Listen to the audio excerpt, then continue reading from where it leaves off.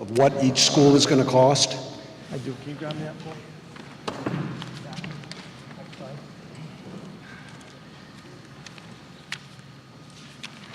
Just grab me, Mike. I have it. And as a follow-up to that, assuming this is approved, what's the construction schedule going to be like to minimize the impact on the school year? All right. Let me give you the cost, and then if you can answer that. I didn't really hear that second question, so if you don't mind.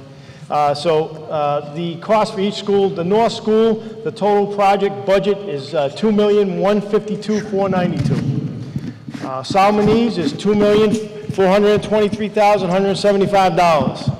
The Yale School is $3,901,304. The second part, sir? Construction schedule. Construction schedule, we see the schedule starting, assuming that you approve funds tonight. They'll be available in July for the designer to start. We'd like to bid this project as early as September. It takes that long to get glass ordered, and we anticipate starting the project sometime in April if possible. Okay. With a completion for 2019 school opening. Will there be a prioritization as far as which school is worked on first, or will you work on all three at once? Right now, we're planning on all three at once. Thank you. You're welcome. Thank you. Ladies and gentlemen, I just want to tell you, it might be a surprise to you, we're having a little problem with the sound, but it is in no way the fault of our school people and our sound person here who is doing an amazing job at trying to work with it, and we thank him very much.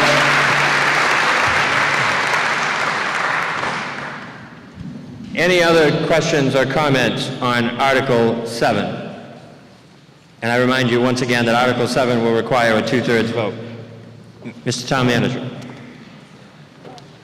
I just want to, unfortunately, this didn't go forward as a debt exclusion article because I know people were concerned about the effects of feasibility studies on the budget. This will have a dramatic effect on the budget. In 2022, our debt service will be $420,000. So I just want to make that clear. So in 2022, if we're all still here and people are wondering why we're tight on our budget, this will be a $420,000 payment.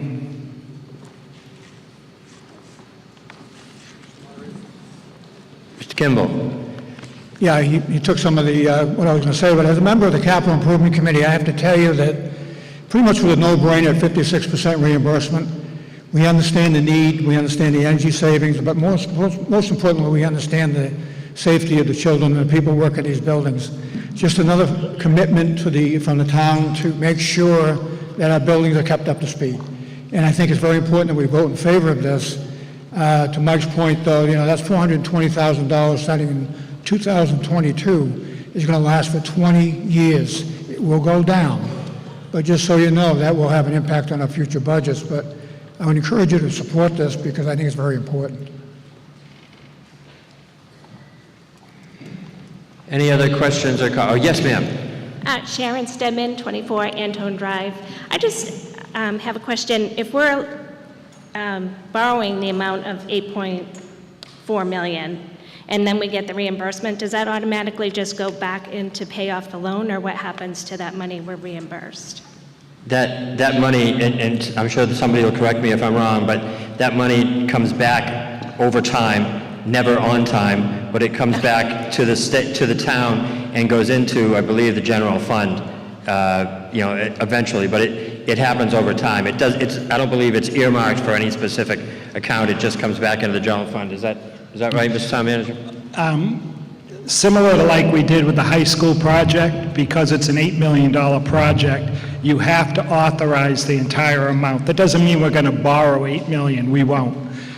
We'll temporarily borrow for the construction of the construction costs, and once we finish and we have an MSBA closeout and we know what their reimbursement is, we'll borrow on the balance. Okay, thank you.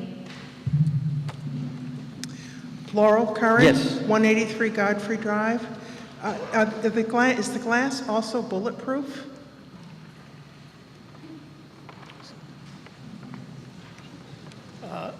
The glass is not considered bulletproof. It's not ballistic glass.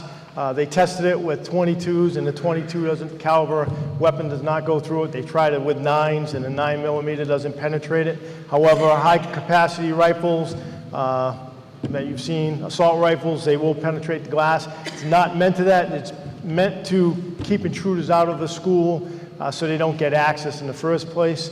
Certainly, if somebody's standing on the other side, they could be injured, clearly. But it takes quite a few bullet holes to get through it, as well as you saw the gentleman hitting it with a pipe. Thank you. Any other discussion before we move to the vote? Seeing no hands, and reminding you again that it's a 2/3 vote. All those in favor of Article 7, please indicate by raising your hands.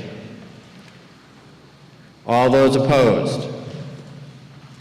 Article 7 passes by a 2/3 majority vote as declared by the moderator. Article 8.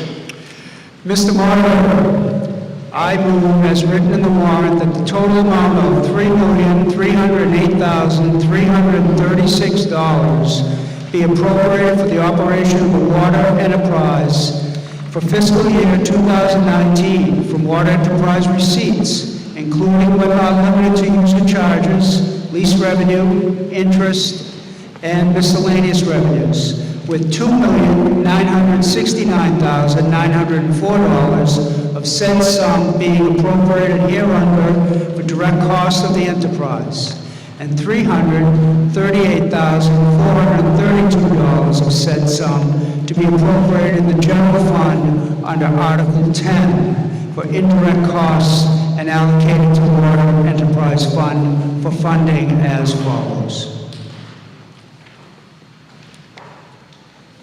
As written. Okay, and that breakdown is as printed in the warrant? Yes. Okay.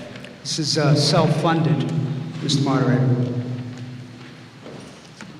Okay, and Mr. FinCom Chairman, do I understand that this is basically town meeting approving the enterprise account budget of the water department, and the money is spent out of the water enterprise account and not out of the general budget? That is correct. Does everyone understand that part of it? Okay. Are there any questions or discussion on Article 8?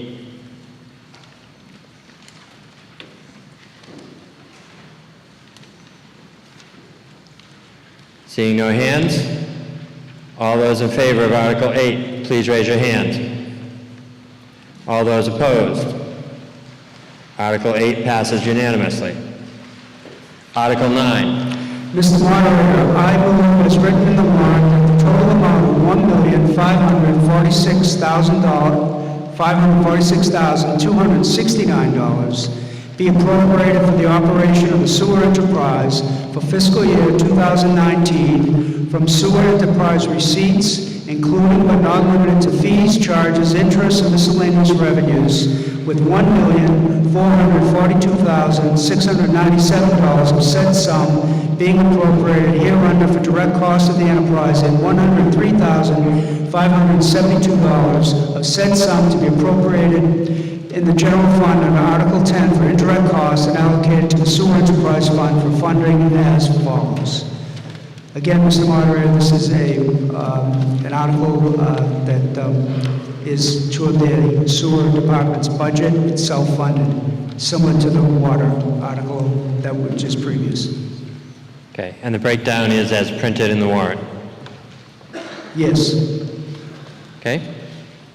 Any questions or discussion on Article 9, which is basically the same purpose as Article 8, except you're now doing it for the sewer enterprise instead of the water enterprise?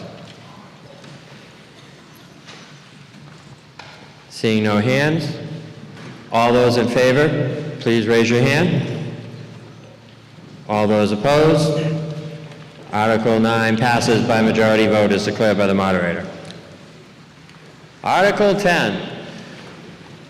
Mr. Moderator, I move, as written in the warrant, that the town raise and appropriate the amount of $53,759,926, raise from sewer receipts the amount of $103,572, and raise from water receipts the amount of $338,432 to fund the town's fiscal year 19 operating budget, all as presented in the Finance Committee's recommendation, as printed in Article 10 of the May 14, 2018 Annual Town Meeting warrant, and further to transfer the amount of $1,392,665 from the following funds for a total appropriation for the fiscal year 2019 operating budget of $55,594,595. And those transfers are as printed in the warrant. Yes. Okay, so everyone understands that those transfers are coming from those funds and are added to that figure. Okay, I'm going to recognize the town manager to give a budget overview, I assume. And then, just so you know, what I'm going to do is I'm going to start and we're going to take it one page at a time. And I'm going to go down and try to give everyone time. If anyone wants to make an amendment, all amendments must be in writing, and we'll take it basically one page at a time until we get to whatever budget might possibly interest you. Mr. Town Manager. Mr. Moderator, I'd like to thank the Finance Committee. The Finance Committee met 25 times during the budget season, had a public hearing on the budget, and went line by line through everybody's budget, utilizing the resources that we have available. As you know, there wasn't an override approval, so the Finance Committee has to work with the revenue they have available under 2.5 and any new growth that we have. With that, the Finance Committee was able to approve a budget that has a 1.45% increase on the general government side, which also includes the library that received a 2.5% increase. And the budget also provides the school department with a 2.8% increase. And by doing this, unfortunately, so that we could provide the schools, knowing they have to open in September with the 2.8% increase, we had to reduce, as we've done many times, the police, fire, and communications budgets in their overtime accounts, knowing that they'll have enough to get them through till October, and hopefully in October, when the state budget's finalized and we know what our free cash is, we'll hope to restore the $283,554 that was cut from those departments. With that, the budget for the schools increase is $764,389, or 2.8%, as I said, along with an increase in school choice of $227,183 to the school department. Will provide $991,572 to the school department for the next fiscal year. Thank you. Ladies and gentlemen, let's understand that what we are ultimately voting on Article 10 is the bottom line number, the 55 million and change number.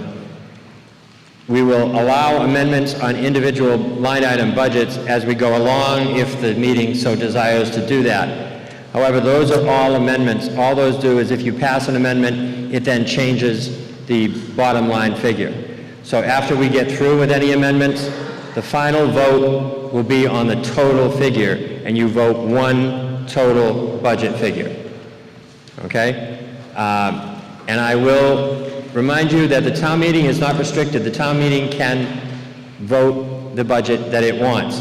However, you need to be aware that your finance committee, your town manager, and your town officials have allocated this budget so that they believe, according to the anticipated revenues that the town has, that it's at the full allotment, so to speak, of Proposition 2.5.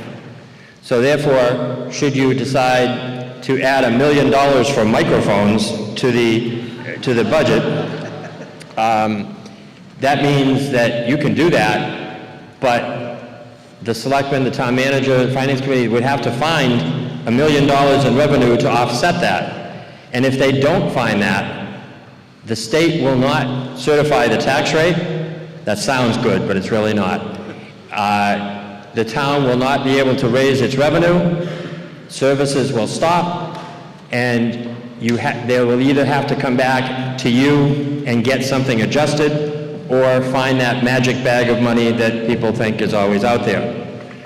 So I tell you that, not to influence you, but just to warn you that there are consequences. Every action to a budget causes a reaction when it's fully allocated, and I just want to make sure that you're aware of that before you do it. We will go through this one page at a time. If we miss one and you want to go back, don't worry, we'll go back. Again, if you have a motion to amend a particular budget figure and you want to take it from someplace else, we're going to do it as two motions. One to add the figure you want to the budget you want, and then later a second one to take away if you want to take away.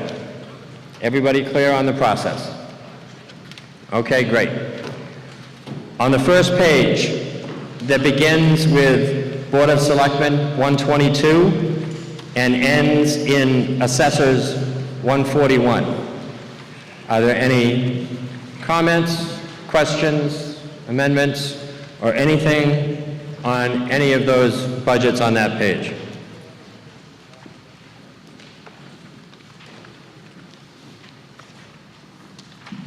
Yes, ma'am. Melanie Matthews, 15 Renwick. For town manager, line 123, what does that budget cover? Is that one person's salary? He wishes. Oh, okay. No, Mr. Town Manager, you want to explain just what the town manager's budget covers? The town manager's budget covers my salary and my assistant's salary. So, two salaries. That's for the personnel services, and then the expenses are different. The expenses are the expenses to run the office, various. Yeah, I'm sure he could give you a breakdown if you wanted them, but So like operational costs, like rent and whatnot? yeah, supplies, that, all the things that go with running the office. Okay, thanks.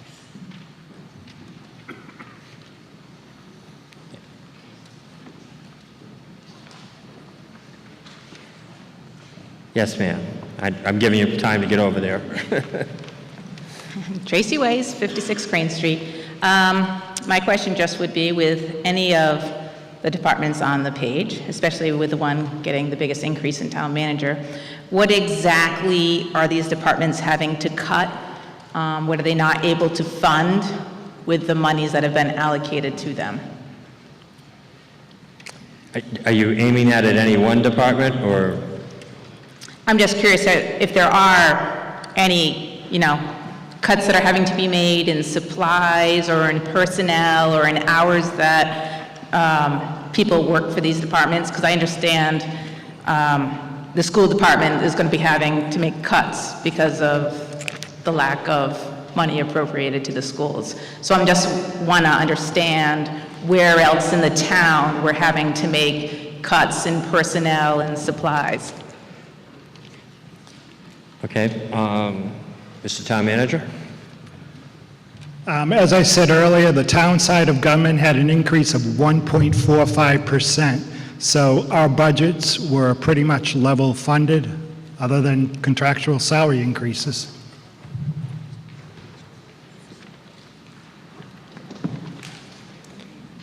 Any other questions or comments on the first page, starting with Board of Selectmen and ending with assessors? Okay, again, if you suddenly realize you had an important assessor question, we can go back.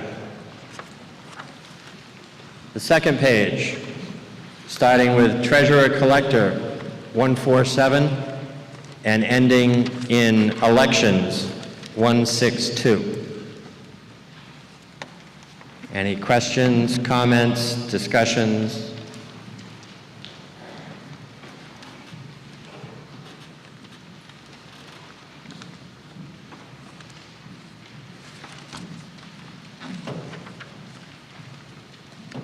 Yes.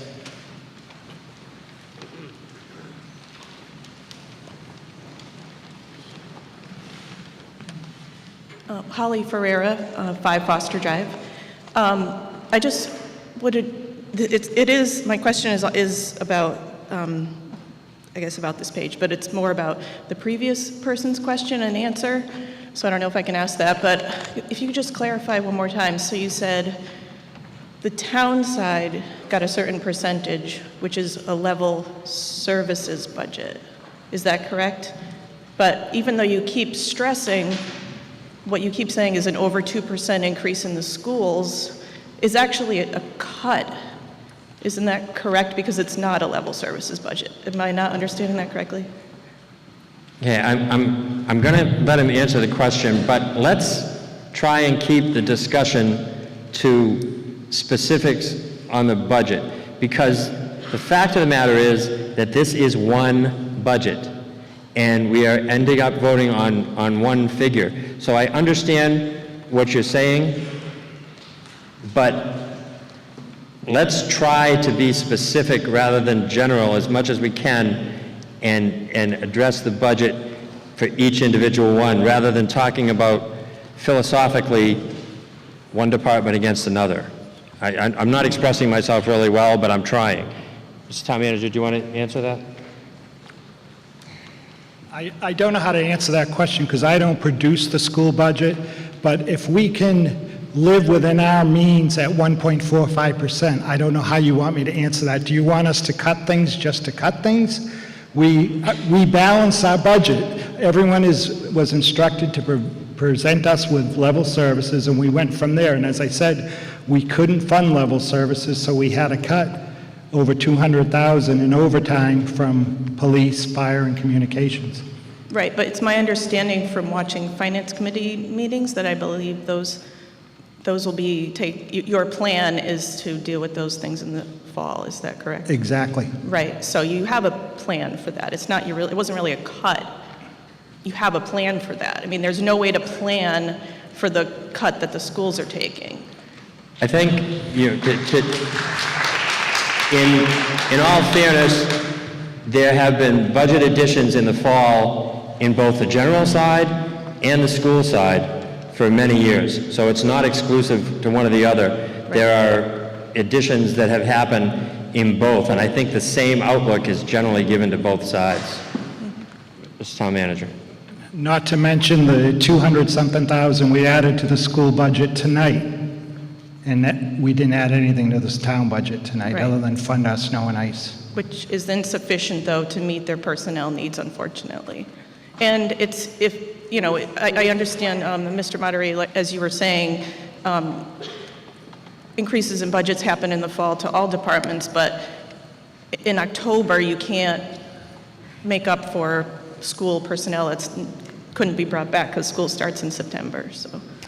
And ladies and gentlemen, I'm just going to warn you, if we start to play the let's compare the pain game to town budgets, I can tell you that every department in this town, school, town side, other side, can make a valid argument for their budget and for the services they provide and for the personnel that they have. So that's why I don't want to stifle discussion, and I want your questions to be answered, but we've also got to try to stay to the specifics of budgets if we have questions on them, because these other things, we just wind up chasing our tails. Mr. Kimball. Yeah, I just want to, first of all, the town side of government and school side have both made some major cuts in the past few years. We've been trying to improve and bring back some of our positions and haven't been able to do so. You may see more of that as we go more into the budget. The reason why we do not fund overtime for police, fire, and dispatch is because we understand that by the middle of June, the school department has to notify people whether or not they're coming back or not. And that's been a past practice that we've been doing for many, many years, to give the schools the additional money so they don't have to notify as many people to let them go. But as you get more and more into this budget, I want you to keep in mind in 2007, 2008, we being the town side of business, and the schools made some major cuts. And we've been trying to bring some of those back over the years and haven't really done well on it. You're going to see one in particular, the selectman's secretary. It's going to be coming up on the next page, so I'll answer the question right away. We have a part-time secretary. We have 5 volunteers who are not compensated, we're not paid. We do it because we love it, but there are times when we need someone that can support us. We've gone to part-time about 2 years ago to save money. We're trying to put that position back as a full-time position this year. That's an example of trying to bring something back. We're not adding anything, we're just trying to bring some of the very key important positions back so we have the money, till we have the personnel to get some of the things done that we feel are very important. So, as the moderator indicated, you know, you're going to see a lot of bumps up and down on this, and we'll try to answer your questions, but keep in mind that we've all had some major cutbacks. Yes, ma'am. Sandy Allerhead, 14 Tipping Place. I had a question about the police fire overtime. Is it pretty likely that we'll be able to fund that in the fall? I mean, are we going to face, you know, cuts in the police and fire and compromise our safety in the town? Mr. Town Manager. We would hope. Right now, we can't say for sure, but we have been successful over the last several years of finding money through the free cash in the fall to fund that. And as a follow-up question on that, you know, you keep saying the 1.7% is the increase on the general government budget side. When we add that money back in the fall town meeting, that almost $300,000, has that been factored in the 1.7%? Because that seems like it would be increasing it significantly. It hasn't been figured until we decide what we're going to add. Okay. I mean, so if the full amount is added, just for clarification, I figured it was a 4% increase on the general government side. Does that sound right? I haven't even looked at it. Okay. I can't tell you that. I just asked because we keep hearing that 1.7, you only had the 1.7 increase, and it seems like we're just postponing some of the money until the fall town meeting. We're not actually taking it off, so the increase is a lot higher than it appears right now. I can't speculate. And again, I'm going to say, this one budget figure is made up of individual departments. If we're going to do anything, if we're going to add, if we're going to cut, it has to be done to individual departments. So when we talk about the town side and the school side, it's one budget. We need to talk about what we're going to do for the one budget and how it's going to be divided. So I'm very badly failing in trying to direct a conversation to specific budgets so that we can get that through. And I don't want to avoid questions to general budget, but I would really love if we could, you know, we know we need to do something, but we need to get into the nuts and bolts in order to do it. And I'm not suggesting that anything come off of anything. I'm just want to, as a math teacher, I'm all about the numbers. And so when I hear a number like 1.7, that's not really an accurate reflection repeated over and over. I just want to clarify for the town meeting that that's not really an accurate number. Statistics are a wonderful thing on all sides of an issue. Tom. Tom DeLuca, 5 John F. Kennedy Drive. What people don't understand is free cash is not cash, it's not free, okay? We don't know if we're going to have $100 in October. So what's going to happen in October, unfortunately, the school has to make their commission before, but people keep saying, oh, in October we keep refunding, only if we have it. If we don't have it, there will be layoffs. So it's a non-event. People just think the cash gets dropped on us or we put money in the back of town hall. We don't, okay? Thank you. Vic.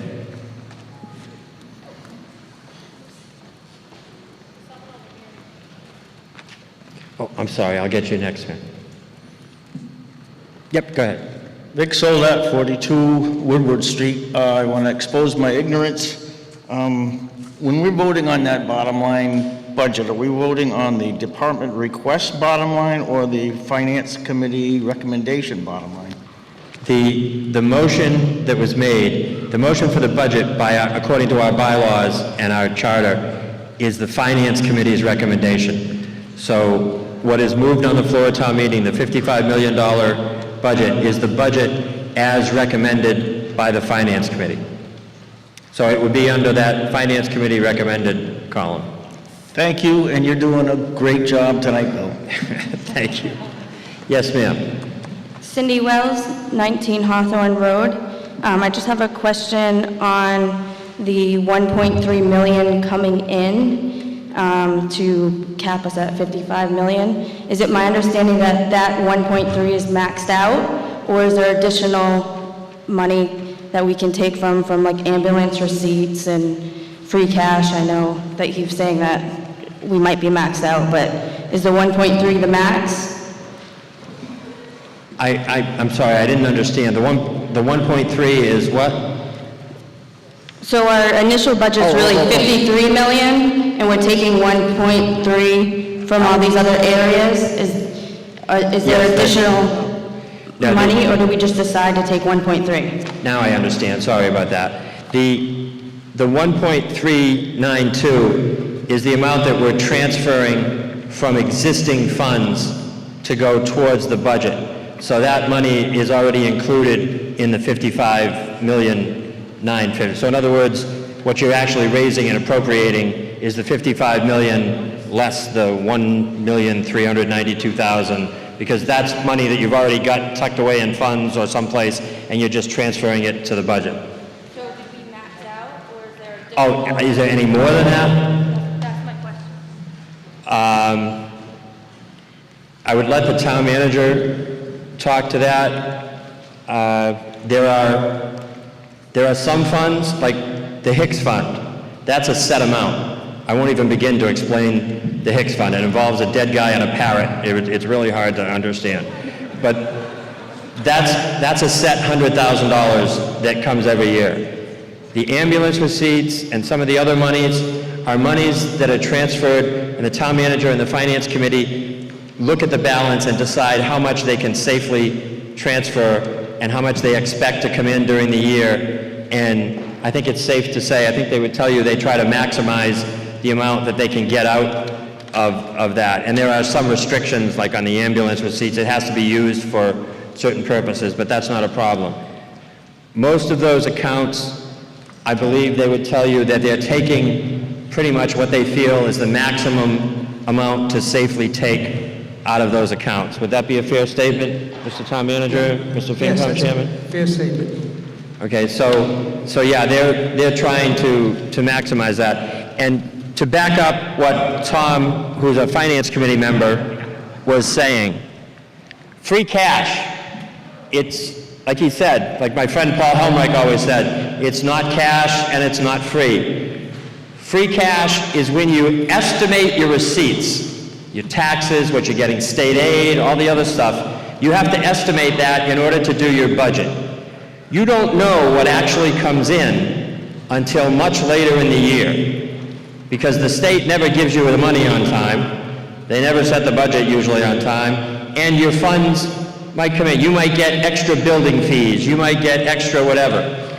So come the fall, you now know if your estimated receipts, in essence, are more than what you anticipated.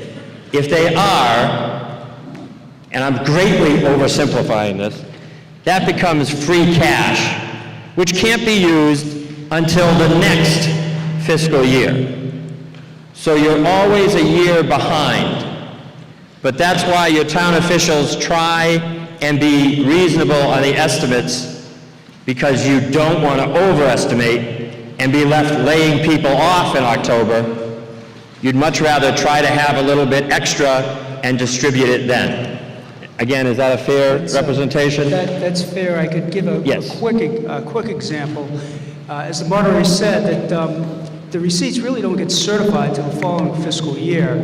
And one good example would be license and permits. Last year, they totaled $1,818,190.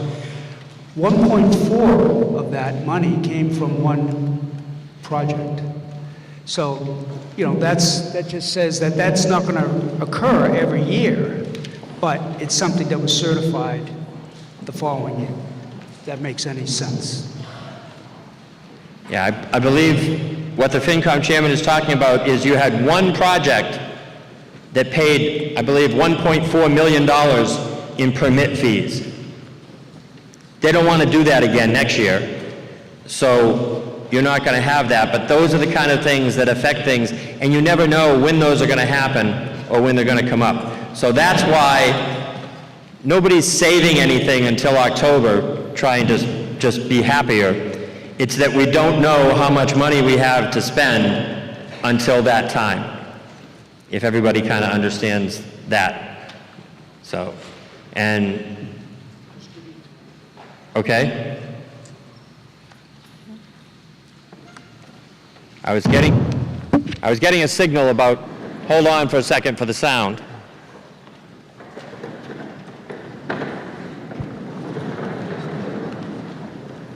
I feel like that guy with the bat.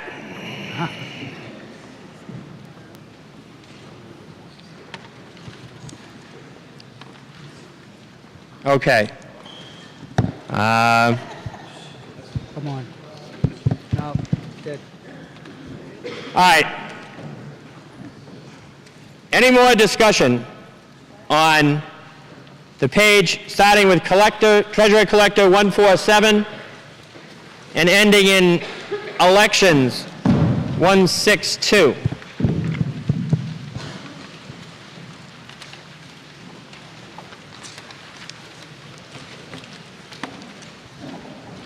All right, again, we can go back, so it's not a problem, but the next page starts with Conservation Commission 171 and ends in Postage, All Departments 199.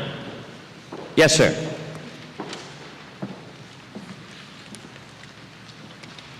Okay, you just gotta, this is the first one, and that's the second one? Okay, all right, what I just need you to do is just read it and just say, I want to make an amendment to Article 10, and then read your thing. I don't have a copy, I need that. There you go. Okay. I'd like to make an I'm amendment. recognizing the gentleman for the purpose of making an amendment to Article 10. Name's Jack Fitzgerald, 48 Sturdy Street. I'd like to make a floor amendment to transfer $75,599 from account 171510. I can read better without my glasses. This floor amendment is to transfer 75, okay. Okay, sorry about that. Okay. This is floor amendment to transfer $75,599 allocated to expense account 171510 to a new account. This new account is to be managed under the current town manager for hiring appropriate licensed mass-stamped professional civil engineer consultants to be agent for filing with the town of Norton on a case-by-case basis. Okay, let me just ask you about your amendment. You want to do two things. First, you want to lower the amount in Conservation Commission personnel services by $75,599? That is correct. Okay. And you want to, eventually, you want to take that $75,000 and you want to put it into a different account? Correct. Okay, and that account you want to put it into, is that an existing account? It would be created a new account. You're creating a new account. Other towns have done it with the, as far as transferring. I've honestly never had anybody try to put it Well, in a not new account. transferring, but as far as another account, which would be expense for engineering. Okay, let's take one thing at a time. Sure. I'm going to accept your motion to reduce the personal services conservation by $75,599, which now I need a figure for what that is. So somebody,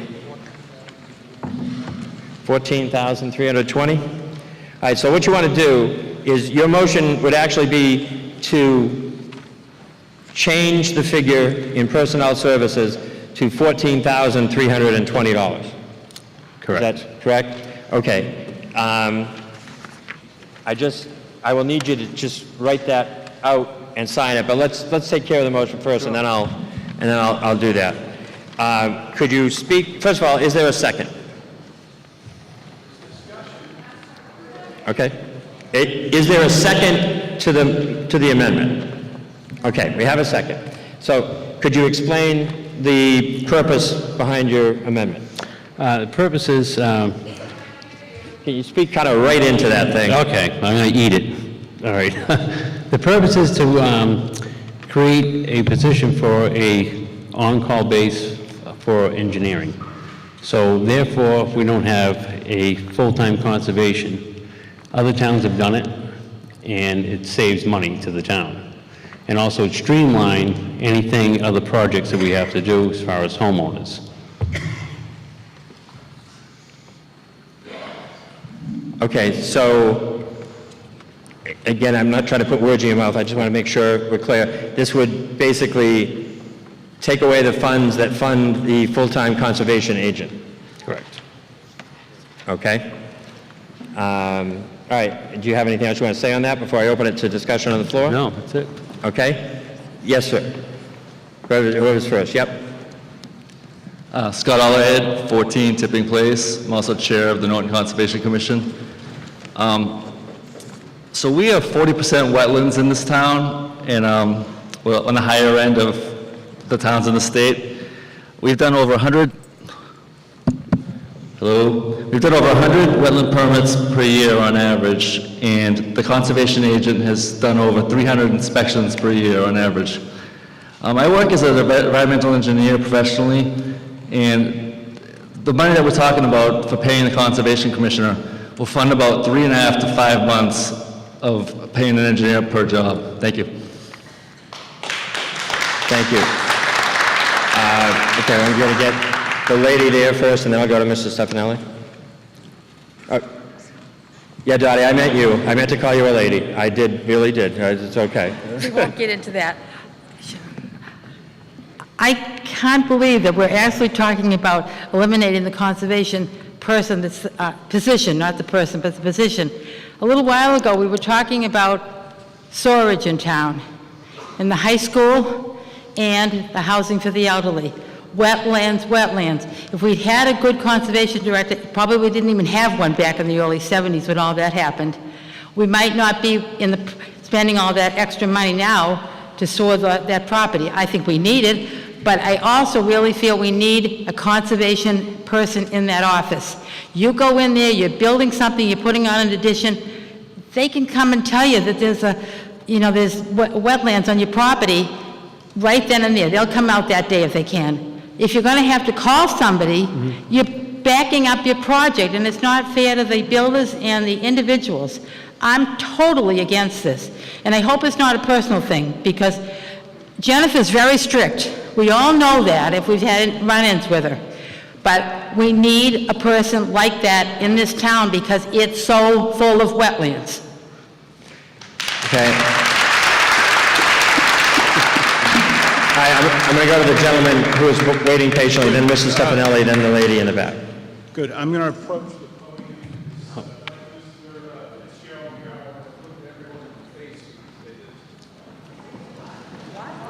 Okay, let's not have drama. Let's just have discussion. My name is Dan Pearson. I live at 14 Elm Street. I've been a citizen of this town since July the 2nd, 1969. I've prepared a small statement. The attack on the conservation agent position is also an attack on the Wetlands Protection Act, the purpose of which is protection of public and private water supply, protection of groundwater supply, flood control, storm damage prevention, prevention of pollution. These are things that affect everyone here individually. By the time the EPA or even the Commonwealth get here to tell us that runoff from toxic pollutants has created a problem with the drinking water, it's too late. Of course, we don't need any agency to tell us a water body has been silted up, or that the water can't be drunk, or that flood damage has increased. I could mention the additional goals of the WPA, protecting shellfish, fisheries, and wildlife habitat, but I know these are not such a priority for people concerned with paying increased taxes. Fair enough. If you eliminate the conservation agent position, the same work will still have to get done, but it will take considerably longer. Right now, we have a conservation agent who is fast, efficient, professional, and cares about her job. I was told not to mention Jennifer Carlino, our conservation agent, by name because the discussion is about the position of conservation director. But why? She's been doing excellent service to the town of Norton for 19 years, and her colleagues think enough. You were told for good reason. This is about the position, and it is not proper to discuss the performance of an employee at a public meeting in this manner without them being informed, and they have rights. So we are not going to do it. We are talking about the position of... Mr. Moderator, I apologize. I apologize, Mr. Moderator. These regulations are the law. In the absence of the conservation agent, they must still be followed by all residents and business owners, construction companies, and even the town itself, a necessity that will take considerably more of the applicant's time.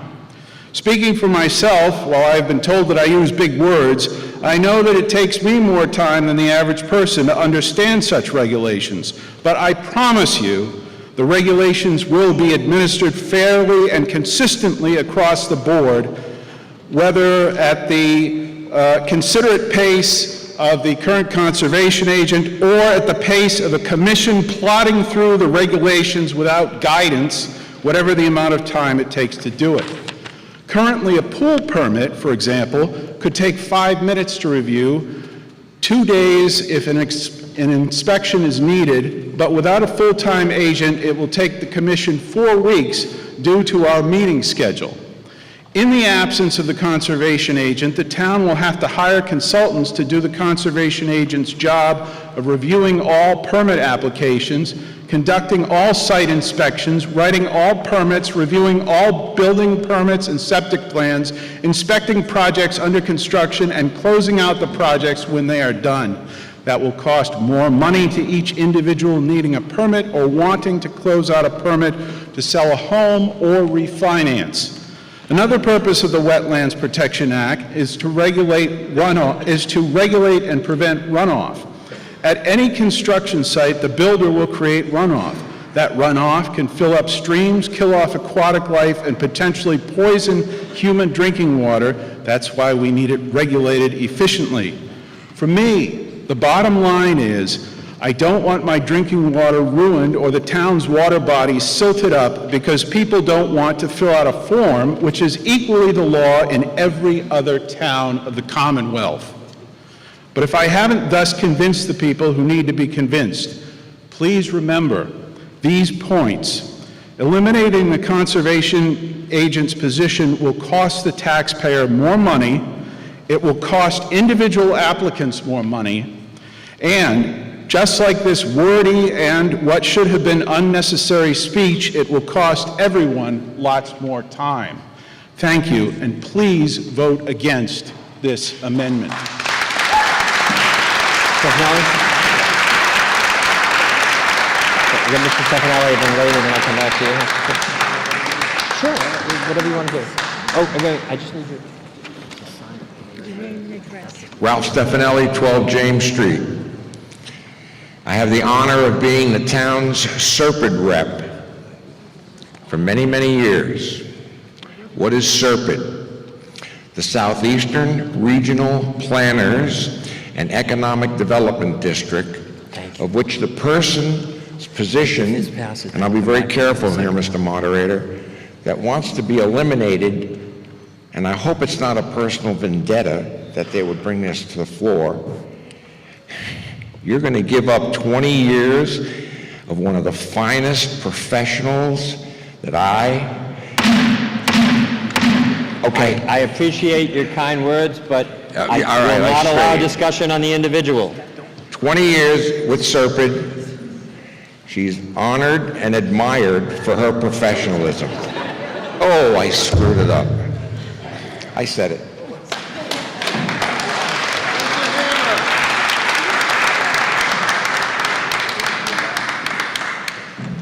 Any other questions or comments? Mr. Kimball? Just real fast. What do you want to stop? building inspector, board of health, conservation. I mean, we've got to, I know times are tough, and I know we have to try to save some money, folks, but we need certain professionals to do the job and get the job done, and we have to sometimes pay them to do that. And my opinion is, no matter what you do, as far as outside agencies go, you're going to pay more for it. So let's not be ridiculous here. Let's leave things as they are. Everything's working well, and let's not try to change it for whatever reason it might be. Thank you. Freeman. I'd like to speak to this issue on the basis of, it's a question of, are you going to have less town employees or more town employees? If you have less town employees, you have private contractors doing it. It's called privatizing. I'm all in favor of that. It saves benefits, it saves retirement money.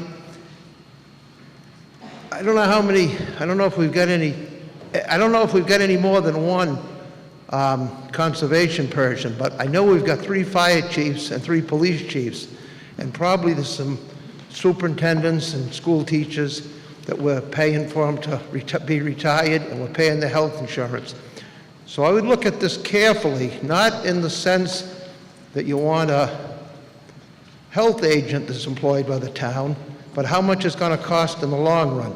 It applies to other things, not only the health agent. I'm not speaking specifically to whether I'm not the health agent, the conservation agent. I'm not speaking specifically to whether the conservation agents should stay or go.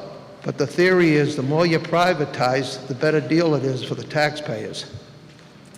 Thank you. Ms. Harris. Joanne Harris, 13th Staley Road. I agree that we need a conservation agent. It's more cost-effective than hiring a consultant. I work for a consulting company. Consultants have to pay overhead and profit on top of the labor, so there's no bargain in eliminating the position. I also want to point out that in addition to the Wetlands Protection Act, the agent also does our open space plan and has been responsible for bringing in, I believe it's probably millions of dollars of grant funds to buy open space. So that role would not be served by a consultant either. Okay. I'm going to go to the lady over here who's been waiting patiently, then I'll come to the lady over here. Go ahead, ma'am. Go ahead. It's on this topic, so I'll wait until this is done. Oh, okay. Lisa Carosa, 34 Cross Street.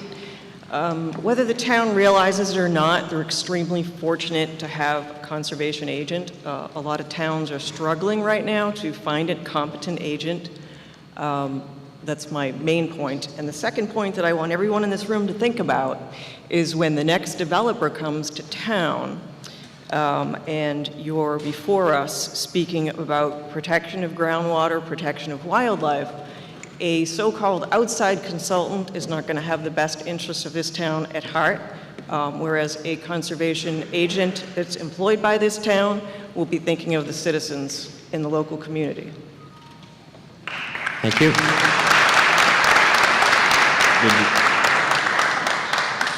Any further discussion? Lynn Darling, 85 South Worcester Street. I move the question. Okay. I don't see any other hands, so I appreciate your motion, but I'm going to skip it so we don't have to vote on it, and I'm just going to go straight to the question if there's no objection. If there's an objection, we have people lined up, so you know what? I'll accept your motion, and we'll vote to move the question. The motion to move the question is non-debatable. If you vote yes, we will stop discussing the article under consideration and immediately vote on it. If you vote no, we will continue discussion on the subject at hand, on the motion at hand. And I remind you, this is an amendment to Article 10. So you vote yes, we stop discussion and we vote on it. You vote no, we keep discussing it. All those in favor of the motion to move the question, please raise your hand. All those opposed, motion passes, so we will move to the vote on the amendment. All those in favor of the amendment to change personnel services, Conservation Commission 171, from $89,919 to $14,320, please indicate by raising your hand. All those opposed, the amendment fails.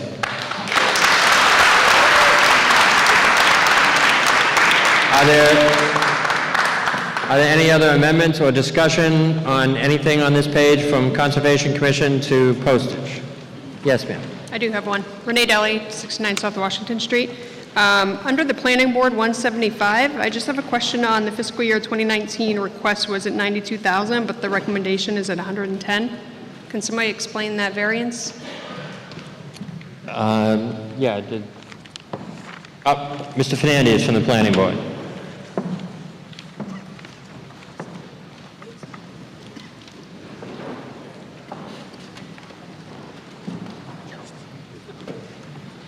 Joe Fernandez, 455 South Worcester Street. The Planning Board's original request that went to town meeting was for a total of $116,464.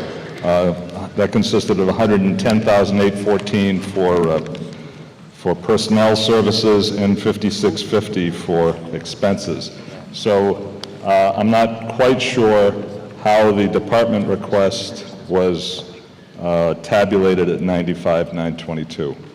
If you need more detail, I can give you as to what that budget number consists of, but that was not our request. Okay. Could you explain that increase of 26,000? The primary difference, and timing is everything, and I agree that it's lousy timing, but we requested, and the Finance Committee concurred, an 18-hour part-time position.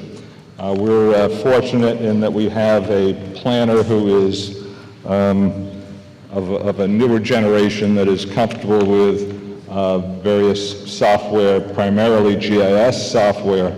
If any of you have looked at the current town zoning map, it's a mishmash of hash marks. I mean, I've got it at the back of the zoning book. You can't see it from here, but the zoning map is quite inadequate, to say the least. It was upgraded. Someone spent $3 and bought some colored pencils and colored it in, but it's still woefully inadequate. We ran into an issue last year when we tried rezoning parts of Mansfield Avenue to Village Commercial, only to find out that what we thought was zoned one way was zoned another. So what this position will primarily do is dedicated to developing a GIS map, zoning map, in conjunction with the assessors who have access through their appraisal company with GIS software specifically to lots.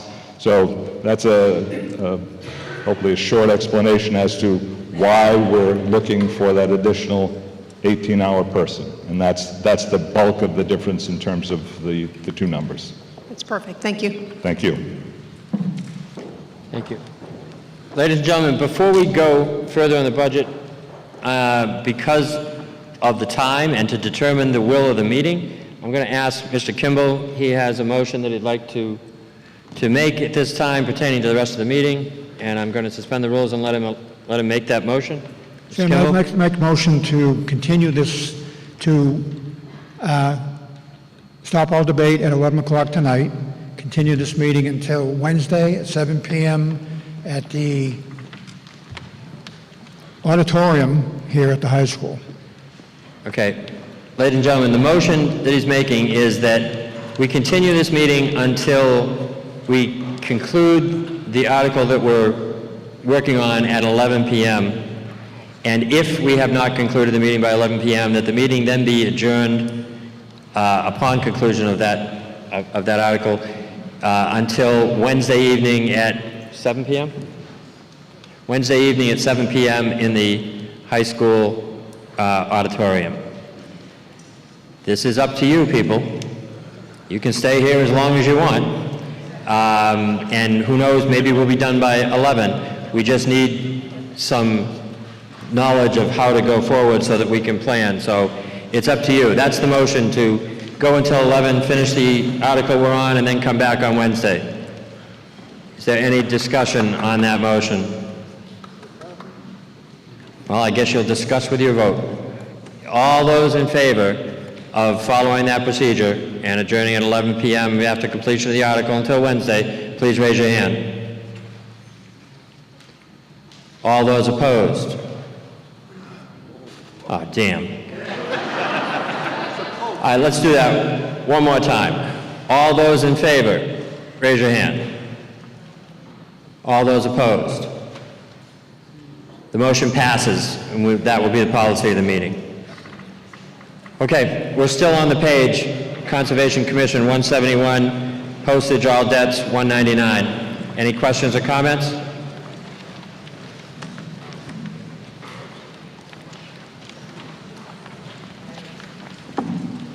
Okay. Next page starts with Police Department 210, ends in Sealer Waits 244.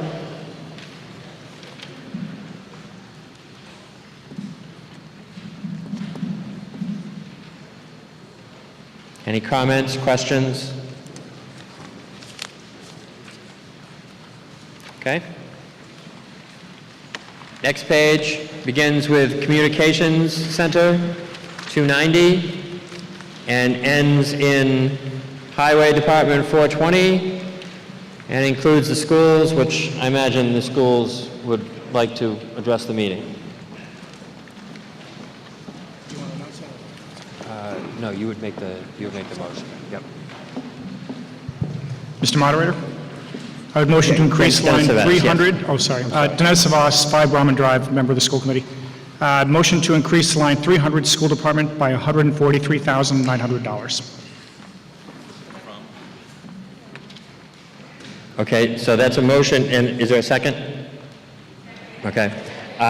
So the motion made and second is to increase line item 300, school department, by $143,900. Mr. Savas, do you plan on making a second motion to reduce anything anywhere if that passes, or are you just adding that? I do. Okay, can you just inform us, just so we understand? All right, never mind, don't tell me, I don't want to know. Okay. Frankly, right now, I'm thinking about taking it from town manager's salary, so that's... I said, frankly, right now, I'm thinking about taking it from town manager's salary, so that is somewhat in jest. Yeah, we don't need that stuff, okay? So let's knock that off. The motion is to add $143,900 to the school department line item. It's been moved and seconded. Discussion. Mrs. Savas, do you want to discuss your motion? Yeah, so I'll tell you where the 143.9 is going to come from, and that pretty much is going to tell you where the second motion is going to come. So earlier today, the school committee effectively laid off 19 employees. I say effectively because we voted to privatize the food services. The 19 employees of that will no longer be employed by the town. Hopefully, they'll be employed by the private company. Many of them were Norton residents. So we know that they're no longer under the line item for the town for the health care benefits. There's absolutely no financial scenario where we're not going to cut somewhere in the neighborhood of 10 teachers. It's just not frankly possible. So we know that there's additional 10 positions being cut as well. I think we have, there's an administrative position as well, so we're now at 30. So we know that we're going to cut 30 people. The 143.9 represents the assured 123.9 of the food services people, and what we believe would be 20,000 in healthcare benefits from the teachers that are going to get laid off as well. The hope here is that by recouping that money, we can actually avoid further cuts, because there will be further cuts if we can't recoup it. So. Okay, and did you say you were going to make a motion after to?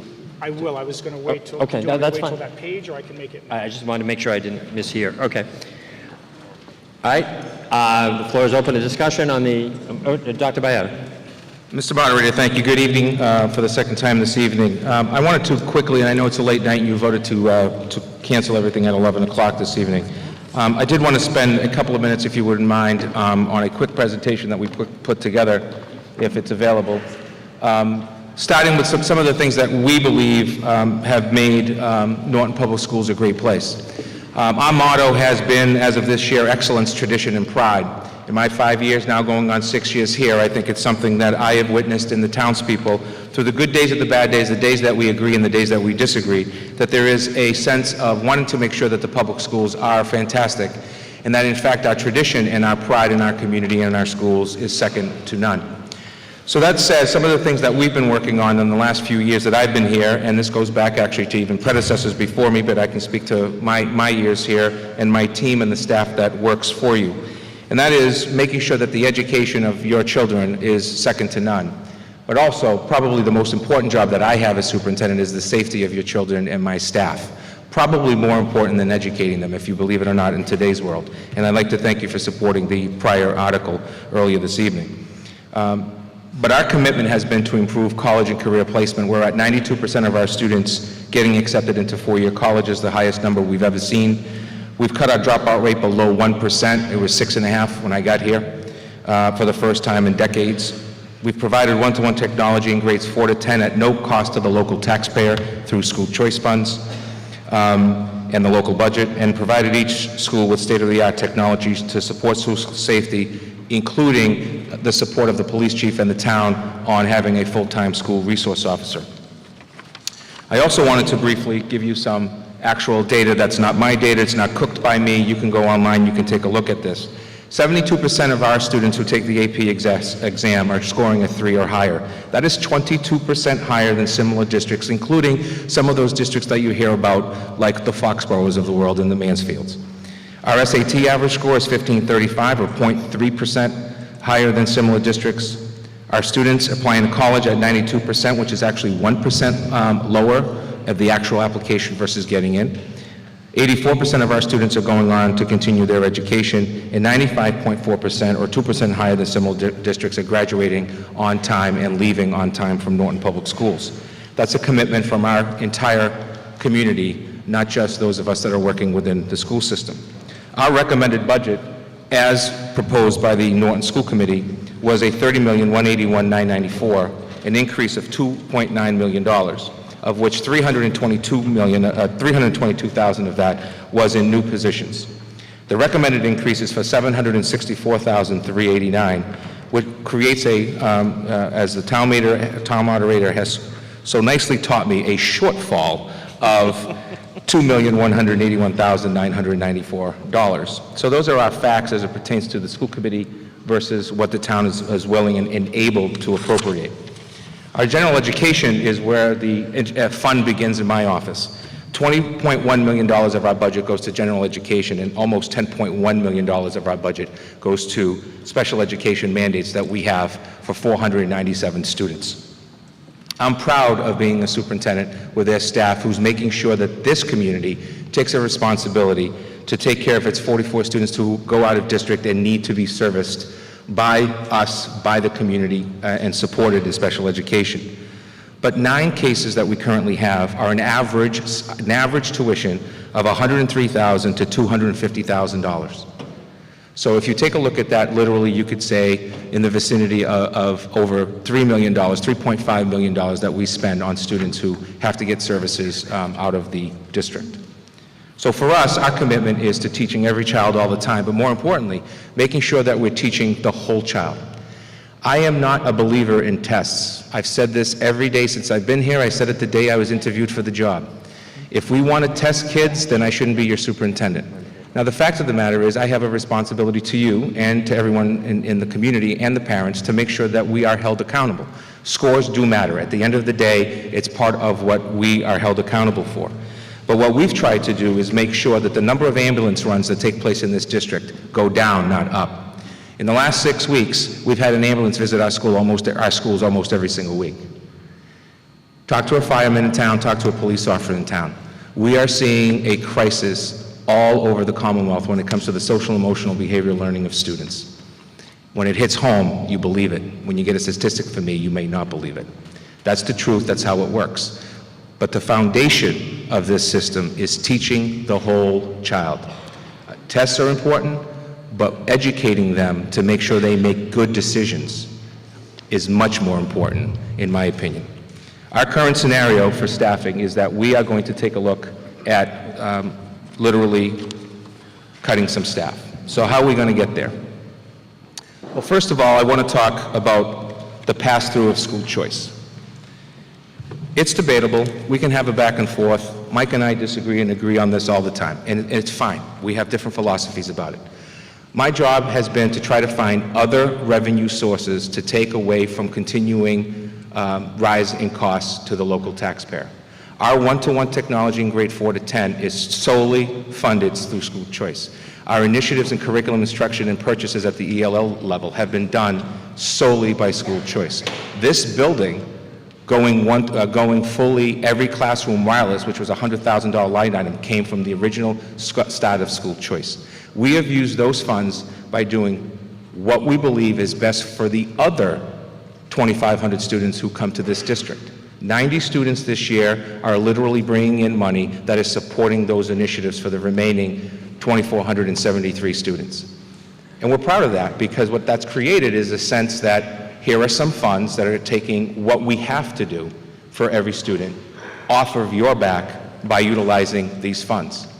And we don't want to utilize those funds to actually pay for salaries, because that puts us into scenarios that we know long-term is not the right way, especially as budgets requirements come forth.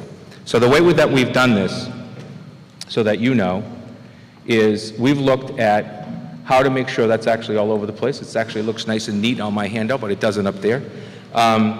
We've looked at the following $1,132,638 worth of cuts. They are the $322,000 in additional positions, using $60,000 from our facilities revolving account, $300,000 from materials and supplies, $98,000 from textbooks, $50,000 from professional development, $50,000 from technology, $155,500 from legal. We've eliminated the team leaders by $37,661. These are each of the grades pre-K to 8 who have a teacher who receives a stipend to lead that grade level. And we've eliminated the 6 to 12 academic coordinators at $49,359 stipend for 8 people at roughly $6,500. And we've eliminated the tutoring line by $10,000, keeping $10,000 in there. We've also offset our budget by $100,000 by finding out from the current feds that our budget on the grant side would be less of a hit. So we're anticipating about a $40,000 hit. Originally, we were anticipating about a $140,000 hit. So we've put that $100,000 difference back into our total budget. So where does the staffing come from?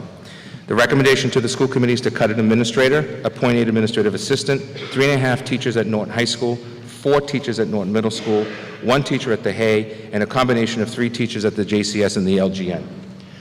Let's talk backwards. When we look at the JCS and the LGN, the biggest scenario here is 1 or 2, depending on enrollment at the LGN in August. The LGN kindergarten program has a tendency to get fuller in August than it does currently. So the absorption of these actual positions is due to an enrollment decline in that grade that we really can't control, and so therefore we're taking a gamble that these students aren't necessarily showing up. This accounts for $675,000 worth of personnel cuts. Additionally, the 2 toughest decisions going forward. 1 is that the school committee will be undertaking next week, taking the 4-5 Yell run for buses and the 6 to 8 run for the middle school and combining them, where 4th through 8th grade would be on the same pickup, same drop-off, because the schools are roughly within 20 minutes of their same starting time. So 4th graders will be with 5th graders, 6th graders, 7th graders, and 8th graders. I love our kids. I'm not overly worried, but I do worry. It's a fact. That's a $59,000 cut to save literally a position. And then the big one. Earlier tonight, the school committee voted 3-2 to privatize food services. 19 people, many of whom are in this room right now, are losing their job as a public employee.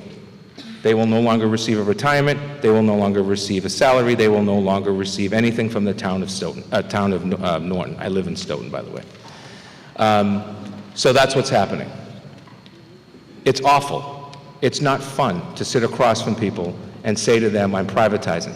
But we are running a $90,000 deficit in that account, and that means we have to take the money from operating in order to offset it. And that number fluctuates every single year. But one thing it has to have, as per the town requirement and the law, we have to have a balanced revolving account every year. It cannot be running a negative.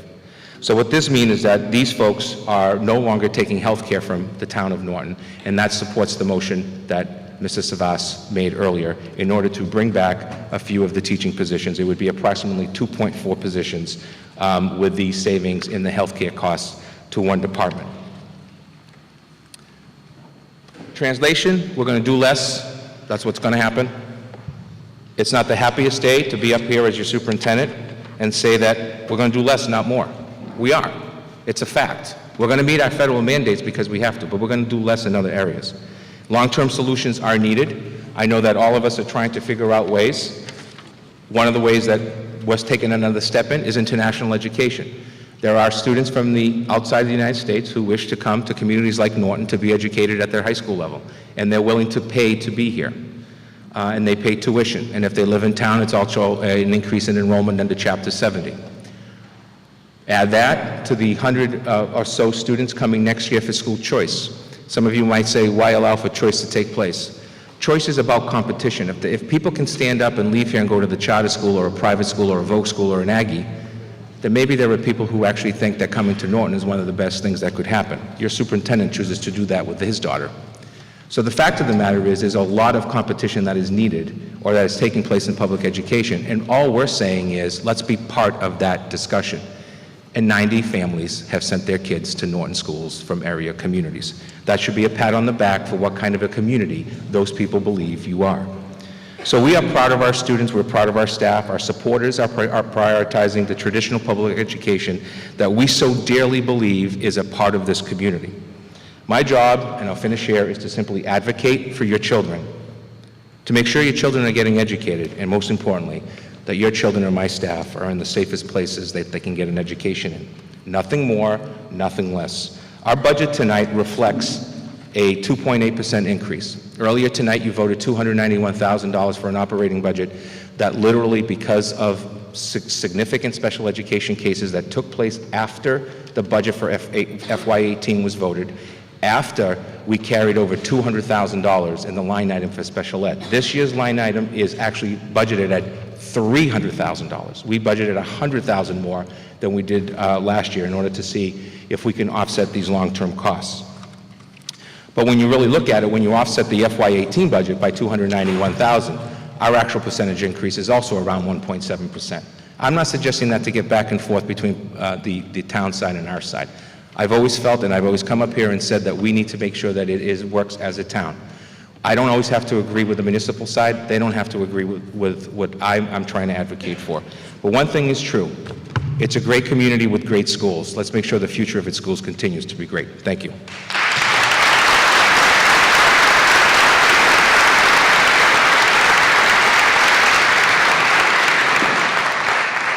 Mr. Kimball. Mr. Gabay, I think it's time to get creative, and I appreciate the fact that the school committee is taking this position. One concern I do have, though, and I don't know if you factored into it, we've got $75,000 in an unemployment account. Now, I hope and pray that everyone gets a job, but have we taken into consideration the $75,000? You know, it may not be enough if we have to pay unemployment. Has that been considered at all?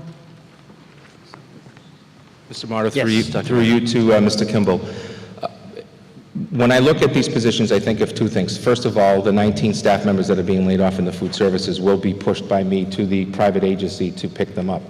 I don't think that for the months of June and July that the amount that is in that account is going to be solely absorbed. I also am laying off some significantly highly trained teachers that I believe are going to get picked up for September right away, if not earlier. The moment they have a contract in their hand, they're no longer able to receive that. So I would defer to the town side on that, but in terms of the funds, I think we should be able to get by with it. I think if we, had to make an emergency transfer in the summertime, that could be done maybe through the FinCom Emergency Reserve and then backfill it in October, but I'll defer to the financial folks for a better answer.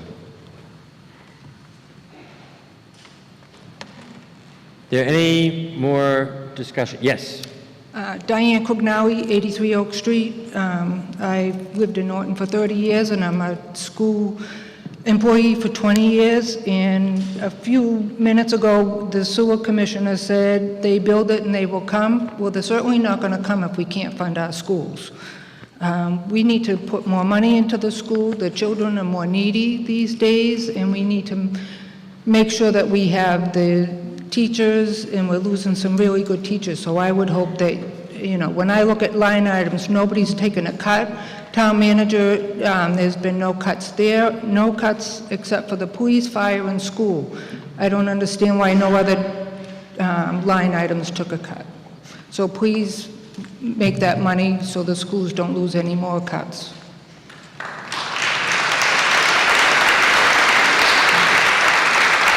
Yes, ma'am. Hi there, Tracy McGarry, 16 Plain Street. I've been a resident of Norton for 14 years, as well as a town employee for 14 years. I'm wondering if I can ask a clarifying question to Mr. Savaz about the motion he made earlier. When you're talking about kind of recouping some of the health insurance, is that only the benefits for the 19 food service workers, or does that factor in the benefits for the anticipated teacher layoffs as well? Mr. Savas. So that's 123.9 from food service and 20 from the teachers. Because I would totally agree with that with every very unfortunate and hurtful layoff that we get, any penny that is in benefits should come right back to the schools. Yes, ma'am. Well, since we need every penny, there's $25,000. Could I ask you just to talk right into the microphone? Sure, please? sorry. There's $25,000 allotted for interior I'm sorry, doors. I have to interrupt one more time. Just name and address so we can keep Sorry, it. Tiffany Green, 121 Bird Street. Thank you. So there's $25,000 allotted for doors, door handles, and locks for the schools. So maybe we could put that money, since we just allotted $8 million for doors and windows in all the schools, maybe we could put that towards something else? Yes, Dr. Bayard. Article 12? So the monies that are in capital, the line item that you're reading for, I believe, is in capital items. Those are specific monies for capital items, not to be done in operating. That's part one. Part two, those are interior doors at the 3 elementary schools that we prioritize because of safety. We've been doing about $25,000 of interior doors, which is not part of the project. The interior doors and locks for the purposes of safety has been done every year. I think this is my 4th year of doing that. So those funds are not appropriated to go into the day-to-day operating of the schools or any other line item. Okay, it was just a little confusing because he said that he was doing the gym doors and that would be an interior door. All the doors on the project and the $8 million are all only allowed to be exterior doors. Okay, I'm just wanting to make sure. Thank you. Thank you.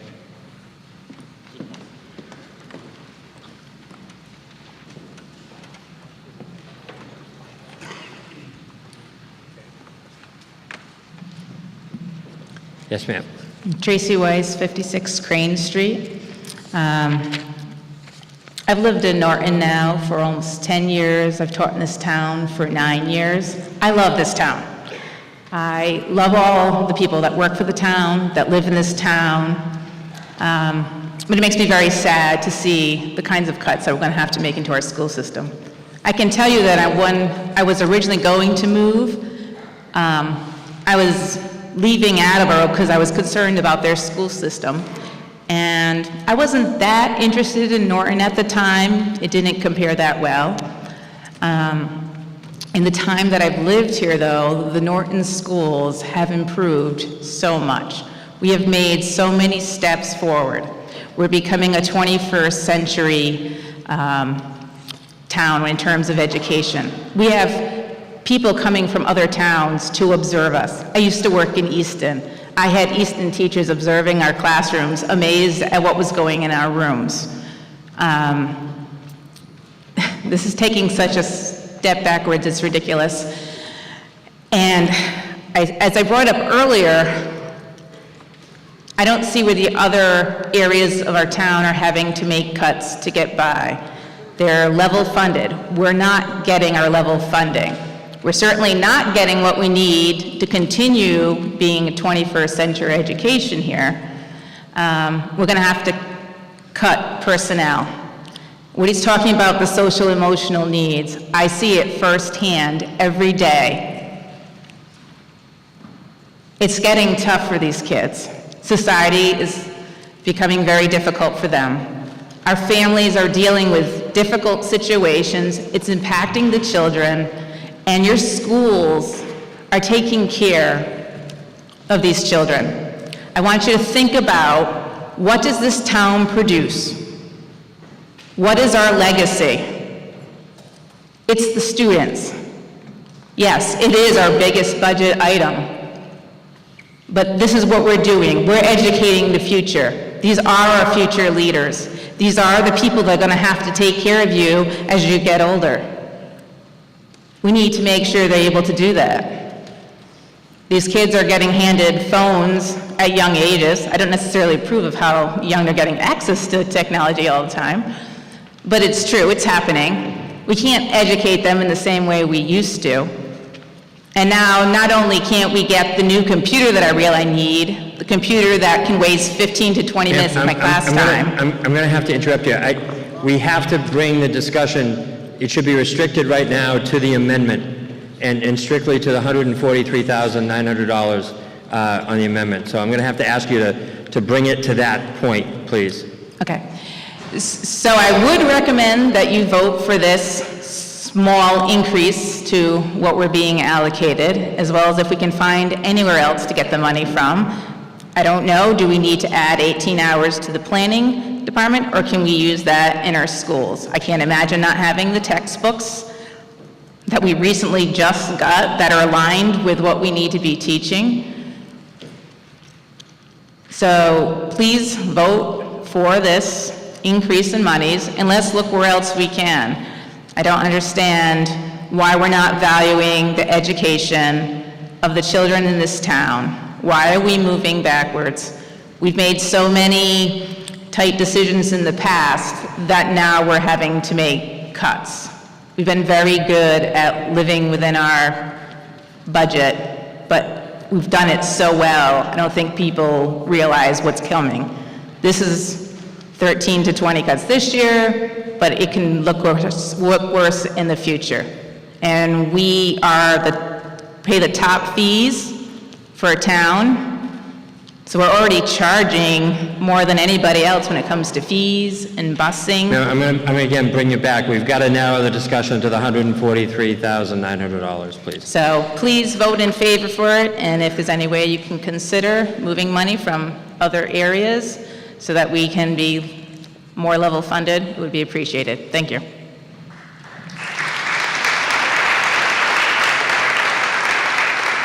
Any other discussion? Mr. Sweeney. Mark Sweeney, 14 Laurel Lane. Again, Mr. Point of order there, Mr. Moderator, maybe I'm missing it, but where's this $143,000 coming from? If we're doing an amendment or a motion, don't we have to take it out of one area and put it in another, or one line item to another?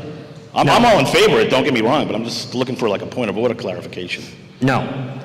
As I explained earlier a couple of times, the town meeting is under no obligation to vote a balanced budget. It's not smart not to, in my opinion, but there is no law and no requirement, and I've gone over this with council as late as this evening, that the town meeting is not bound to approve a balanced budget. The town meeting can vote any budget that it wants. Now, the town may not, as I said earlier, the town may not be able to set a tax rate. The state won't approve different things. All those things that I've said. But that does not take away the sovereign right of the town meeting to vote the budget that it chooses. So I've said it before, I'll say it again. My job is not to make sure that town meeting does the right thing. My job is to make sure that if it does the wrong thing, it does it the right way, or if it does it the right thing, it does it the right way. So that's what we're doing tonight. And it's up to this town meeting what it does. I have warned the meeting that every action to a budget has an equal and opposite reaction. And I warn you again that this idea that there has been no cuts on the town side over the years, when we have less police officers today working today on the street than we did in the 1990s, that's just, it gets into dangerous territory. And why I'm trying to steer the discussion to the specific amount of money that we're talking about. But to answer your question again, Mr. Sweeney, no, there is no obligation. There used to be something called the Bourne Plan, where you used to have to move and then Yes. move a corresponding cut. Yes. That was ruled unconstitutional, and it deprived the town meeting of the right in court decisions after that. So that plan does not exist, and it is not, there is no right to deprive the town meeting of voting the budget it chooses. Was that recent as far as? It's been quite a few years. Because I remember coming here when we were up at the, the school across the street here, and I moved $70,000 out of the library of all places over to the, and it was, you were the moderator. I moved $70,000 out of the library over to the fire department to reopen Chartley, and it didn't go over very well, but I was always told if you take it out of A and put it into B, you've got to, you've got to find offsetting. That is the way it used to be, but I promise, it wasn't you. Okay. It's just the way that the law is now, and the way it's been interpreted, and the Okay, way I'm the just courts looking have for interpreted a it. point of clarification. Thank you. Yep. All in favor of it, but thank you. Any other discussion? Yes, I'm sorry. Yeah. Hi, Sherry Pensinger, 4 Susan Circle. I just wanted to encourage everyone to vote to move this money over, which is much needed. I left my last town 2 years ago to move my 2 children to this town for smaller classrooms, more dedication from the teachers. It's been a great town, but it's really disheartening knowing that I have a son in kindergarten and a son in 2nd grade, and now this is going to mean bigger classrooms, less attention. So I'm just looking for all of you to support the community. If you want more people coming into this town, supporting the town, this is what we need to do, and we need to support our school systems. Thank you.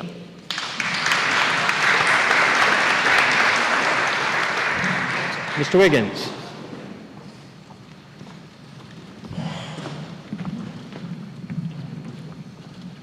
Okay, Peter, I'll let this gentleman go first. I didn't see it, and then Peter. Okay. Matthew Bramwell, 35 Dean Street. I want to voice my support for this amendment for the minimal increase in school funding. Tonight, before I entered this meeting, my mother came to me and told me that she lost her job today as a lunch lady. Everyone supported everyone went against the privatization of the Conservation Commission, so I don't see why we can't give more funding to going against further privatization of our schools and damaging of our education to our young ones. Thank you. Peter Green, 157 Mansfield Ave in Norton, Mass. And I agree with what Sherry and Tracy said. It is time that we support the schools because we have a great school system, and I'm a supporter of education, and it's time that we move this money for the schools. Thank you. Thank you. Is there any other discussion or question? Yes, sir. We'll wait for you. No problem.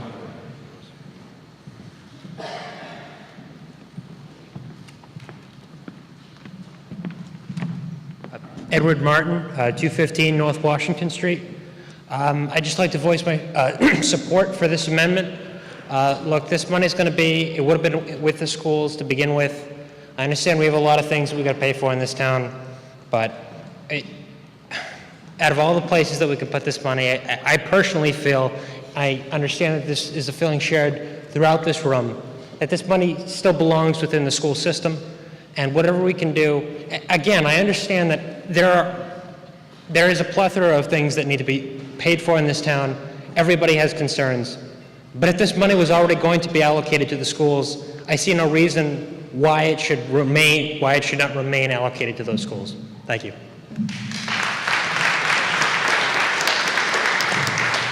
Any other discussion on the amendment? Seeing no hands, we'll move to the vote. The motion is to increase line item 300, the school department, by $143,900, which would make the total $28,143,900. Is that correct? Okay, so it's changing that figure to $28,143,900. All those in favor of the amendment as proposed, please raise your hand. All those opposed? The amendment passes by a majority vote.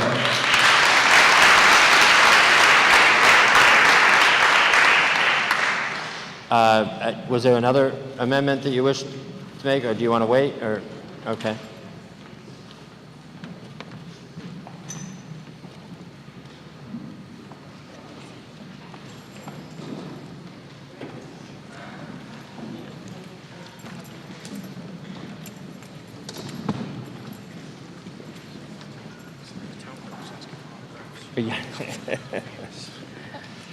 Mr. Moderator? Yes, Mr. Savas. I would motion to decrease line 910 employee benefits by $143,900. Okay, and do you have that? So here, you might as well sign this one. Motion to increase line 910 employee benefits. 910. Okay, and let's just put to make it, and then we just need that figure. 910. So, where's my phone? So it's, where's my calculator? Oh, yeah. Yeah, somebody do the math for me here. 2 million, it's out of personnel services, is that? Yeah, we do need to know. We need to know what line item. Is it coming out of personnel's, out of 510, 511, or 570? It's fungible. Thinking that's, I don't know. It's your motion, so I'm. 511. I mean, it's going to be fungible for the department anyways. Okay. 10, 511. Play better to make it, and it's 7, 8, 25, 0, 0, 0, 0, 21, 1, 4, 8, 1, 6. Okay, so that would make it 7,681,000. Okay, can I check the figure that would make, the motion is to decrease line item 910-511, which is on the last page of the budget article, employee benefits by $143,900, which would make the figure I come up with is $7,681,100. Anybody want to confirm that?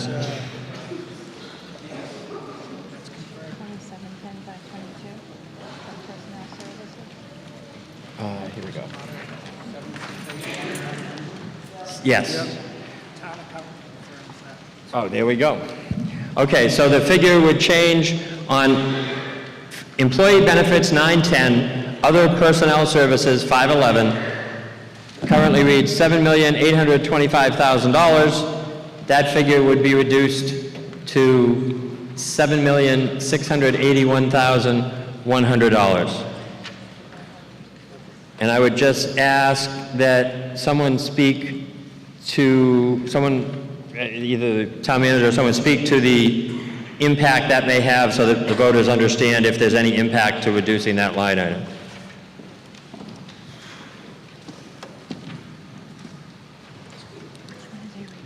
That's the health insurance account, so we're relying on the school department's understanding that those people that they're laying off actually have health insurance, and we haven't taken into account the unemployment costs yet, but... Okay.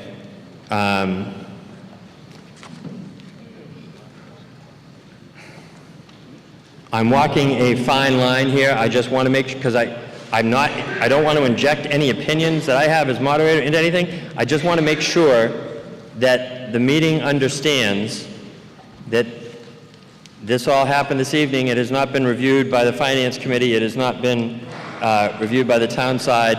And the question of whether there is a direct correlation, a dollar-for-dollar reduction, I don't think the school committee knows for sure, and the town side doesn't know for sure.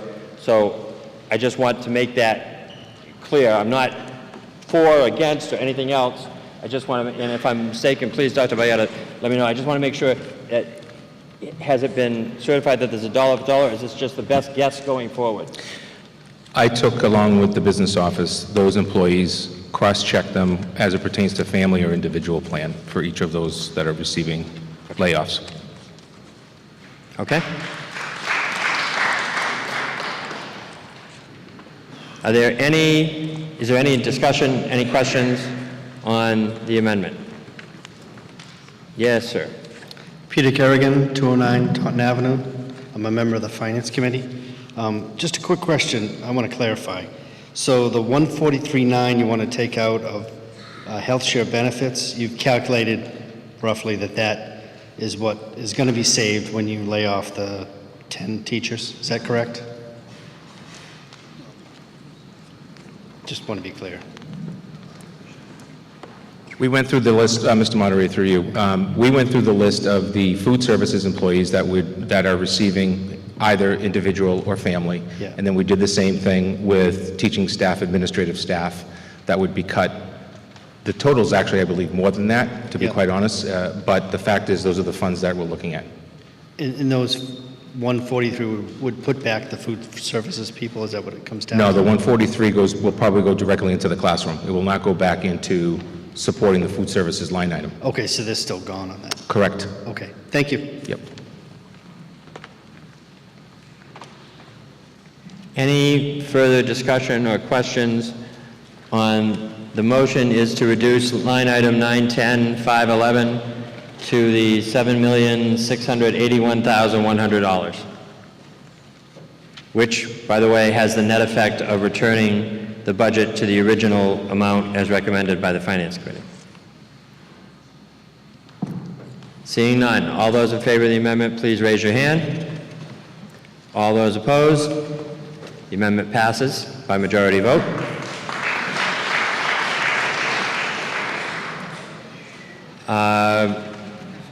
Because I can't remember where we were, I'll just ask if there are any other questions on the entire budget. I believe we probably went to, oh, yes, Pat.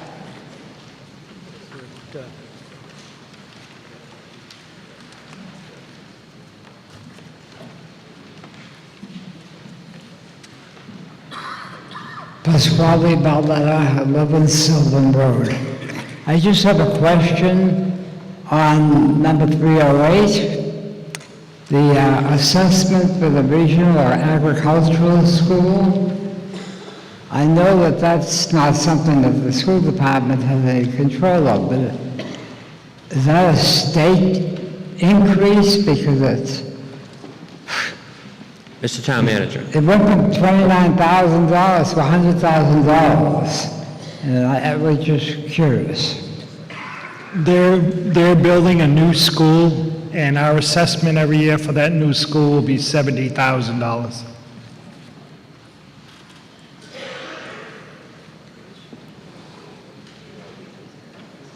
Are there any questions, let's say, Communication Center 290 down to Highway 420?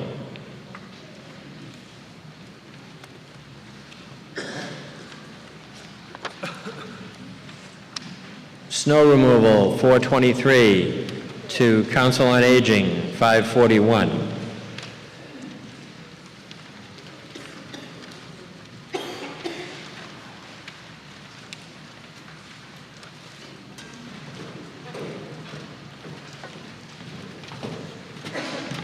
Yes, sir. John Thurlow, 89 Burt. In looking at the actuals from 2016 and 2017, and when you consider the weather that we've had over this last winter, the $80,000, is that an actual for the current fiscal year? Let me tell you the story of the snow removal account. The snow removal account is a wonderful thing that Massachusetts does for its communities. The snow removal account is one of the few budgets that you're allowed to overspend without having the money. And so what virtually every city and town in Massachusetts does is they pick a figure which they try to feel is reasonable, but it's usually low. And therefore that gives you money, and you know that if you have a bad winter you're going to overspend it, but you're allowed to overspend it, and the state deducts it off the cherry sheet, which is the the reimbursements that, on cherry sheet, I'm showing my age, it's probably not red anymore, but it gets deducted afterwards. So that figure is always budgeted, and it almost always, not in Norton, but in every city or town, is almost always more than that because you're allowed to overspend it, and therefore As you long don't as I'm have to concerned, really because do that's it a that way. substantial underage. Thank you. Yeah, it's, some years it's less, but that is the story of why it happens. Yes, sir. Yeah, you kind of do. Yeah, come on up. Shorter walk.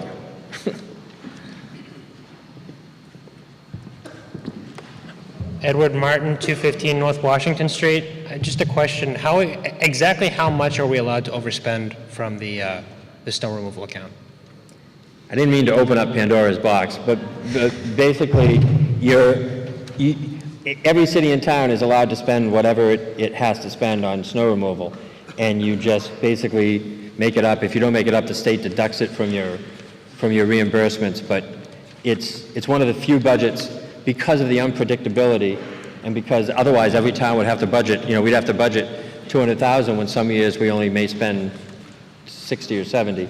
So you're basically allowed to overspend it by any amount, but trust me, every town tries not to overspend it as much as they possibly can. Oh, okay, because hypothetically speaking, I was going to ask if we withdrew 20,000 of that and then put that towards the school, would that be? I'm not going to tell you what you can or can't do. I'm just telling you that the general wisdom of taking a budget that you already know is underfunded and underfunding it more may be questionable. All right, that's fair. Yeah.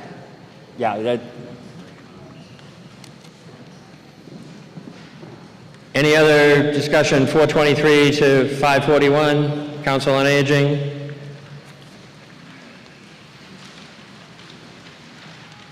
The next one, Veterans Agent, 543, ending in interest, 750.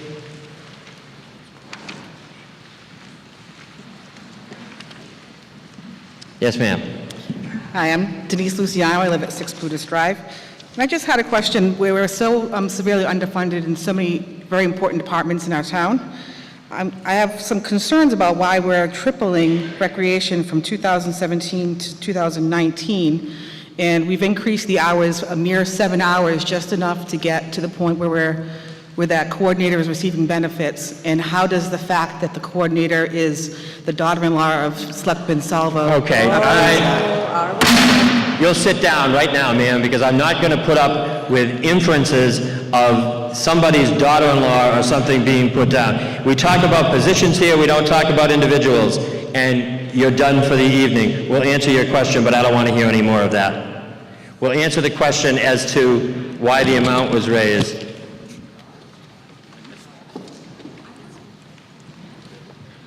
Over the last few years, as we talked about earlier, back in 2008, the town side of government was devastated, and we're gradually trying to get back to where we were. It's a slow process. As I've said before, with the Council on Aging, we had no Council on Aging. Then we got a director. Instead of all volunteers, we had a director who now has an assistant. One of the things eliminated was recreation. We started with a part-time director, and then over the last several years, we've been gradually increasing the hours of the director's position. It's been something that people have been looking for quite a while. As you might know, the previous Recreation Commission all resigned because they wanted a full-time person in that position, and we weren't able to fund it that year.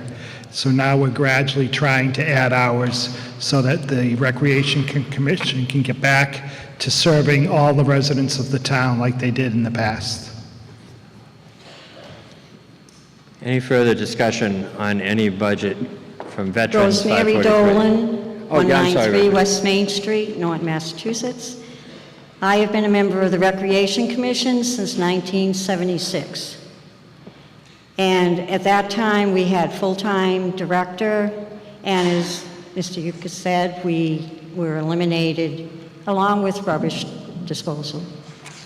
And we're trying to get back to a full-time eventually, but we're doing it in increments. We have a very good committee now. We're the last committee, they all resigned because they felt there was no support from the town. So we're asking for the support of the town that wasn't there last year. And we have a very good director, we have a very active committee. Right now, I'm an associate member of the committee because I'm not here all year. But we are working very hard. We are having Founder's Day. Founder's Day is coming back this year.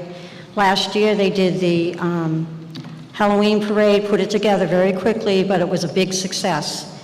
And we're just trying to work on our past successes and move forward. And we would appreciate the support of the town. Thank you. Yes, ma'am. Yes, ma'am. Hi, Renee Daly, 69 South Washington Street. Under Veterans Agent 543, can somebody just explain the increase in personnel services? It's almost 50%. Mr. Town Manager. Another department that was virtually eliminated, we had a veterans agent that we used, we shared with Easton for a while. Then now we've been able to get a full-time veterans agent of our own who's doing a great job. She handles a huge number of clients. There's a lot of human service work that she has to do that has her out of the office. So this would allow for us to go back to what we had before when we had a part-time secretary in the office. She would have a part-time clerk to help her in her office. So it's an add of the part-time position? It's 18 hours a week, no benefits. Okay, thanks. Mr. Kimball. It's a replacement position. Again, back in the 2007, 2008, we made cutbacks. This is another department that was cut back, and I think we can all agree today that, 10 years ago, it didn't look so bad, but, with everything that's going on with the Middle East, there's so much that she's trying to handle, so much she's trying to do, and we're asking her to give her a few extra hours, 18 hours a week to help them out. She's inundated with calls. She does a great job of going out and visiting people at their homes that can't make it to the town hall. And I would encourage you to look beyond what we're trying to do here tonight, and I totally get it, but, it's another position where it's staggering the amount of young men, women that need help, and all we're asking for is a little bit more assistance to make that happen. Thank you.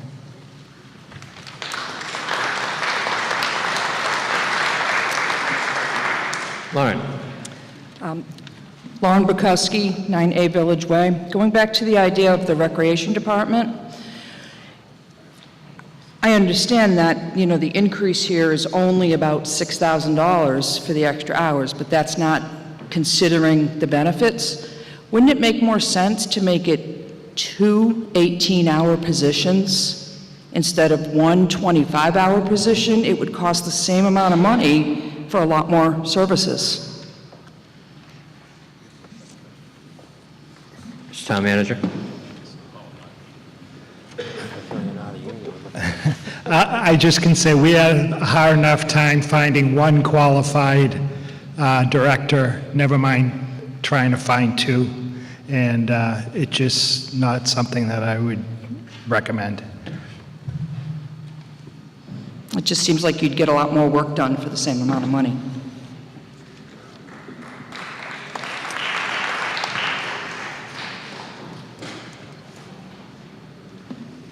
Any other discussion, motions?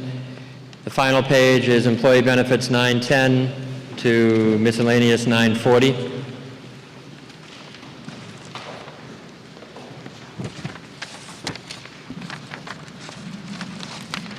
I'd say no more discussion.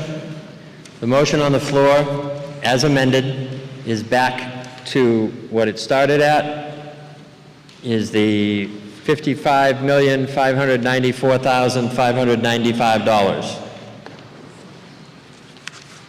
Is there any further discussion on that figure and the budget as a whole? Seeing no hands, we'll move to the vote. All those in favor of Article 10 at $55,594,595, please raise your hand. All those opposed? The article is voted by majority vote, as declared by the moderator. The hour being 11 p.m., and having reached the time by our previous motion, I will now declare this meeting adjourned until Wednesday, 7 p.m. in the school auditorium.